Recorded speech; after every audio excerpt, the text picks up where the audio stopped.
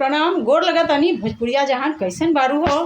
तो राहुल साहब के शरद पूर्णिमा यानी कोजागरा बिहार मिथिलांचल में आज शरद पूर्णिमा के कोजागरा कहल जाला। आज के दिन जे नयका दूल्हा दुल्हन रहेला उनकर चुमावन परिछावन होवेला। मखाना जेकरा के हमनी के मखान बोलेली, मखाना पान मिश्री सब समाज में बांटल जाला। सब खाइला, माँ लक्ष्मी के पूजन होवेला। रउआ सब काका करी ले शरद पूर्णिमा में कमेंट्स करी त हमनी के सब काम हो गए। हम नहा धो के पूजा पाठ कर लेली, दुर्गा पाठ भी हमनी के हो गए। अब हम जा रहल बानी मखाना खरीदे खातिर राशन की दुकान। ताकि मखाना तो बाटे लेकिन बंद के कारण सब सड़ गए। तो राहुल सब हमार ब्लॉग में बनल रही। आज की ब्लॉग बड़ा ही एकदम रोमांचक होवे वाला काहे कि आज हमनी के अपन शरद पूर्णिमा कोजागरा में काका करीले सब रउआ सबसे शेयर करब। रउआ सब ब्लॉग में बनल रही। हम 15 मिनट में आवत आनी मार्केट से मखाना लेकर के। ठीक बाटे नु? हाँ, धन्यवाद। बनल रही रउआ सब।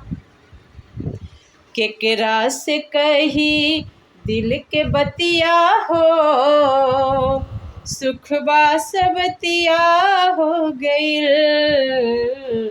हमार ब्लॉग भोजपुरी में होला तो बहुत अच्छा लागेला। राउर सब देखी, ठीक बाटे नु? तो हम जस्ट विदा हो गइल बानी। तो हम आ गई मार्केट राशन के दुकान से। रउआ सब देखी मखाना बाटे, साबुत चावल ले ली हैं पूजा खातिर काहे कि आज माँ लक्ष्मी के हम पूजा करब। हर साल हम करत हैं, आज भी करब। और कुछ सोच ली हैं बनावे खातिर, उसमें इनो के काम करत, इनो भी ले ली हैं। और केला ले ली। रउआ सब देखी काहे कि भगवान विष्णु और लक्ष्मी की पूजा बगैर केला के ना होला, ऐसा कहल जाला शास्त्र में। तो अब हमनी के आज व्रत बाटे तो पहले तो हम जा रहल बानी ग्लूकोज पियब और तनी चाय पियब। फिर ट्यूशन के टाइम हो जाई। काफ़ी बारिश हो रहल बा, पूरा हम भीग गेल बानी, चुन्नी पूरा भीग गेल तो हटा देली। तो पहले तनी प्यास लागल है, ग्लूकोज पीवत है, फिर मिलत है रउआ सबसे। ठीक बाटे नु? हाँ, ठीक है। ग्लूकोज पानी पी ले बानी। अब एम्हर देखी हमनी के चाय चढ़ा दिल बानी, चाय बन गइल बा। अब चाय पियब। हमार ट्यूशन के बच्चा सभी आ गए, ट्यूशन भी पढ़ावे के बा। और इधर भोग खातिर माँ लक्ष्मी माता के खातिर हमनी के खीर चढ़ा देले बानी। कम आँच पे खीर चढ़ल रही, बन जाई। ट्यूशन भी पढ़ाई, इधर भोग के खीर भी बन जाई काहे कि 7:16 में हमनी के पूजा करे के बा। और आज के दिन हम खीर बना के और जाली से ढक के, पूर्णिमा है शरद पूर्णिमा, तो चांद के रोशनी में खुले आसमान के तले तुलसी चौरा पे रखब। 12 बजे के बाद वो खीर घर के सब लोग खाई, हम भी प्रसाद ले। वो एक तरह से चांद के प्रसाद होला। और 1 कटोरी खीर माँ लक्ष्मी के चढ़ाई। तो खीर थोड़ा सा पानी डाल के चढ़ा देले बानी, बाद में दूध डालब। तब तक कम आँच पे ये बनत रही। हम चाय भी पियब, ट्यूशन भी पढ़ाए। राउर सब बनल रही हमार ब्लॉग में काहे कि हमनी के दूध भी उबाले के बाद। हमार भैरवी के देखी मस्त अपना घूम रहल बानी। अब इधर खीर में दूध डाल देले बानी, खीर अपना बन रहल बा।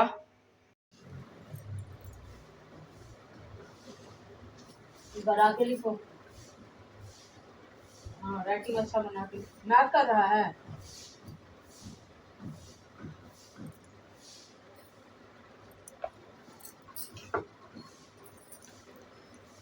और जीके भी बताएंगे।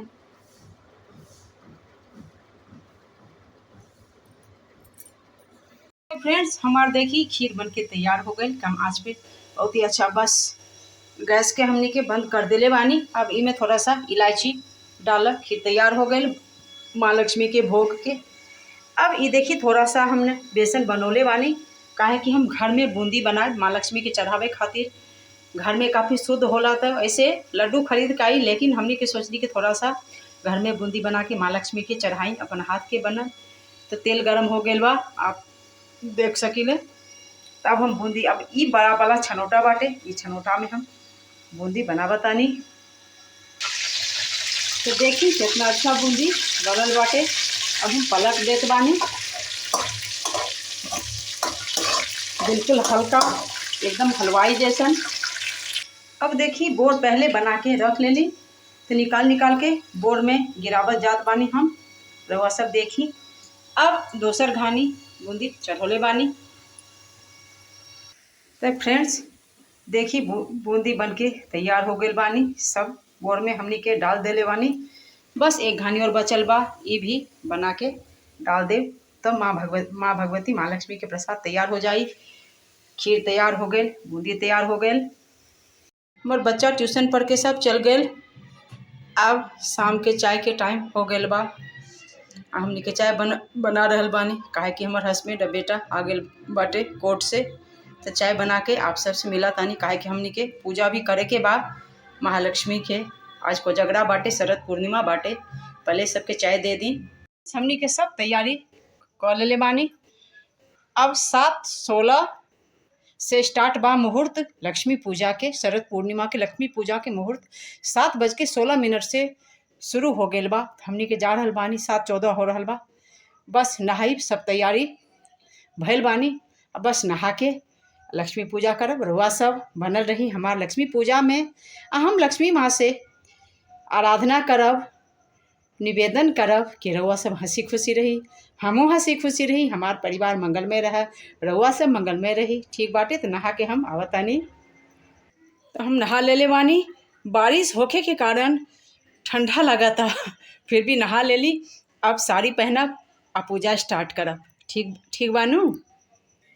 तो फ्रेंड्स हमनी के पीला साड़ी पहिर ले बानी। रउआ सब देखी। आज जा रहल बानी माँ लक्ष्मी के पूजा करे खातिर। और सत्यनारायण भगवान के हम सेहो पूजा करब। आज बहुत भारी भूल हो गई हमरा से, दिमाग से भी। हम हर महीना पूर्णिमा के व्रत तब न करेली, पहले करत रहनी। तो हर महीना हम सत्यनारायण भगवान के पूजा आ कथा करेली पूर्णिमा के दिन। आज दिन में सब पूजा पाठ कर ले लिए, दिमाग से निकल गए, अभी याद आयल। खैर व्रत बाटे तो पहले माँ लक्ष्मी की पूजा करब, फिर भगवान सत्यनारायण के पूजा करब, कथा पढ़ब। आ पूजा करके तनी पाठ भी करब हम। तो जा रहल बानी पूजा करे खातिर। और वह सबके देख के हम देखावत तनी कि कैसे हमनी के पूजा करब शरद पूर्णिमा के दिन माई लक्ष्मी के।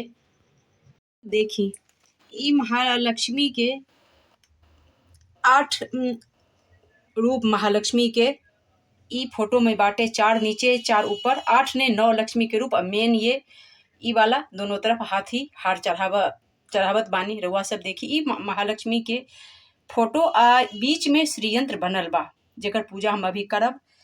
आ यहाँ पे हम महालक्ष्मी माता के धान पे बैठौली हैं।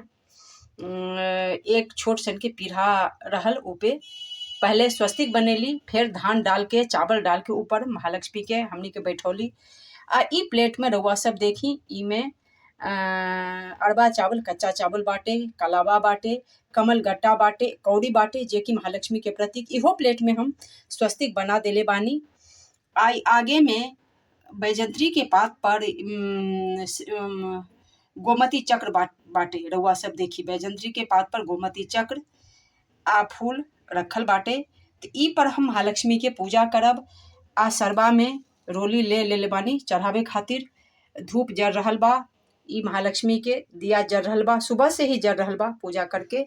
ई बाटे शंख में दूध डाल के, दूध गंगाजल डाल के, मीठा डाल के हम महालक्ष्मी के दुग्धाभिषेक करब। तो ई छोटा वाला शंख बाटे पूजा करे खातिर। अब ई खीर बाटे महालक्ष्मी माता के। ई में प्रसाद बाटे, केला बाटे, सेब बाटे। हम देखावतानी रउआ सबके। ई में बतासा बाटे, मिश्री बाटे, सुपारी बाटे, आ सेब बाटे, केरा बाटे। आ ई बूंदी बनौले रहली रउआ सबसे, अभी हम बतौले रहली। तो ई बूंदी चढ़ाए, ई खीर चढ़ाए महालक्ष्मी के। आ ई में लोटा में हमने के सिंदूर लगा देले बानी। ई में जल में, पानी में गंगा जल डाल के रखले बानी, जैसे हम पूजा करब। ई छोटा वाला ग्लास देखी, छोटा वाला ग्लास में एकरा हम धान पे बैठौले बानी। छोटा वाला ग्लास में गंगाजल भरल बा। पूजा के बाद ई गंगाजल के पूरा घर में हम सिक्त करब। ई रख देले बानी। अब महालक्ष्मी के फोटो लगल बा। अब हम पूजा शुरू करब। अब ई दूध बाटे, अभी दुग्धाभिषेक करब ई छोटा वाला शंख से। अब ई गौरी गणेश कुल देवता सबके प्रसाद लागल बा। कुल देवता के यहाँ लागल बा। देखी आगे में तो फोटो बाटे तो ठीक से ना देखा रहल बा। दिया जल रहल बा। सब देवी देवता के माई दुर्गा के प्रसाद चढ़ल बा।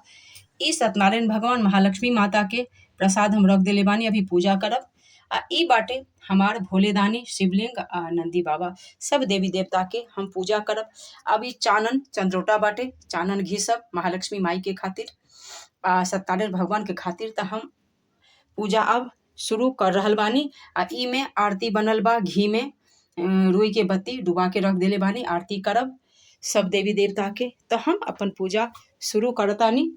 ई खीर ढकल बाटे। ई बाटे ई खीर हम रखब चंद्रदेव के चांदनी इजोरिया के रोशनी में छत पे अभी रखब पूजा करे के बाद। तो इमे खीर बा ऊपर से चीनी डाल देले बानी। ई खुला छत पे रखब ताकि इमे चांद के इजोरिया चांद के रोशनी पूरा पड़े ताकि ई खीर अमृत हो जाए। आज कहल जाला कि भगवान चंद्रदेव से अमृत के वर्षा होला। तो ई खीर पे अमृत के वर्षा होई।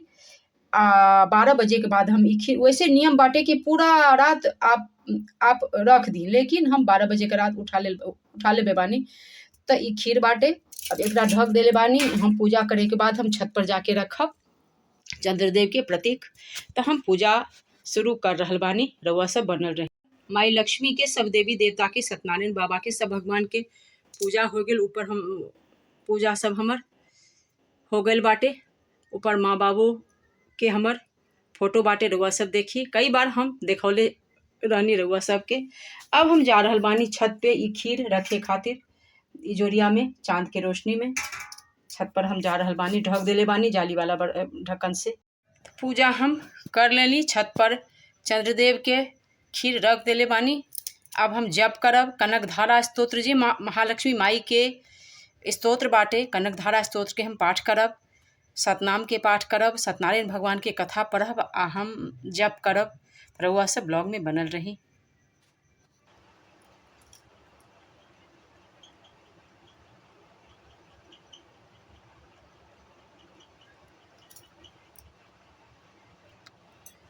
ई बाटे कनकधारा स्तोत्र के किताब रउआ सब देखी। तो हम कनकधारा स्तोत्र जे माई लक्ष्मी के स्तोत्र बाटे हम अभी पाठ करब जा। रउआ सब बनल रही ब्लॉग में। बोलिए महालक्ष्मी माता की जय। महालक्ष्मी नमस्तुभ्यं नमस्तुभ्यं सुरेश्वरी हरिप्रिय नमस्तुभ्यं नमस्तुभ्यं दयानिधे। बोलो लगा अंगीकृताखिल विभूतिर्पांग लीला मांगल्य दासु मम मंगल देवताया मुग्धा मूर विदधति भग्ने मुरारे प्रेमत्र पा प्रणिहितानि गतागतानि मालादृशोर मधुकरी महोत्पेले या सामे श्रियं दिशतु सागर संभवायाः। बोलो नमस्तुभ्यं दयानिधे। तो कनकधारा स्तोत्र के पाठ हमार हो गए। अब सत्यनारायण भगवान की कथा हम पढ़ब। ओम श्री महालक्ष्मी माता की जय। ओम श्री सत्यनारायणाय नमः। बोलो सत्यनारायण भगवान की जय। पहला अध्याय।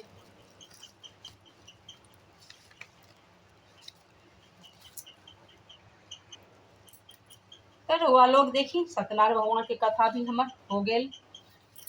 अब हम दुर्गा पाठ करब।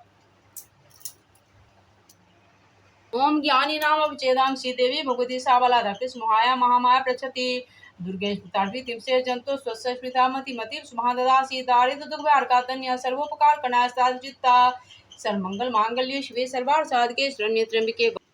फ्रेंड्स हमर कथा सब कथा हो गइल बानी। अब महालक्ष्मी के लक्ष्मी माई के आरती ना कल जाला। काहे कि लक्ष्मी माई के विदा ना कल जाला। लक्ष्मी माता के हाथ गोड़ जोड़ के घर में रखल जाला। आरती लक्ष्मी माई के हम ना करब। हाँ सत्यनारायण भगवान के और सब भगवान के जय जगदीश हरे हम आरती करब। ठीक बानू। और सब कमेंट्स करी का करे के चाही।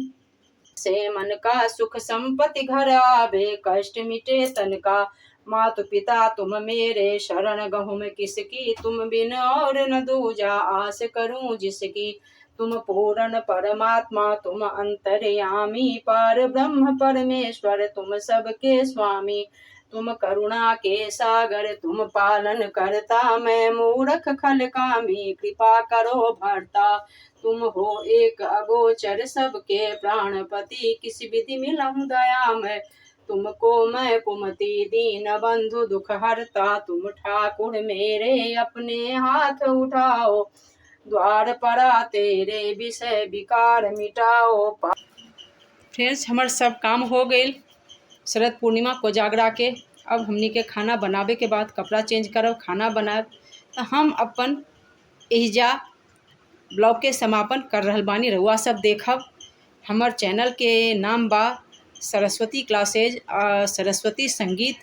तो रउआ सब नया चैनल बाटे सरस्वती क्लासेज, तो ई ब्लॉग हम सरस्वती क्लासेज पर हम डालब, रउआ सब देखब। आ दोसर चैनल बाटे सरस्वती संगीत, जय पर हम गीत गावेली, तो वो अपन वीडियो हम डालब। रउआ सब नया चैनल बाटे, दोनों चैनल के खूब सपोर्ट करी। सरस्वती क्लासेज और सरस्वती संगीत, ये दोनों चैनल यूट्यूब पर हमार बाटे, रउआ सब देखी। और रउआ सबके शरद पूर्णिमा के बहुत बहुत शुभकामना, बधाई। हंसी खुशी रही, सेहत के ख्याल रखी, ठीक बानू। जय लक्ष्मी माता मैया, जय लक्ष्मी माता, तुमको निस दिन ध्यावत हर विष्णु विधाता। मैया जय लक्ष्मी माता। रउआ सब पर महालक्ष्मी माई के कृपा बनल रहे, यही शुभकामना के साथे हम अपन ब्लॉग के समापन कर रहल बानी। जय मैथिल, जय मिथिला, जय बिहार। धन्यवाद।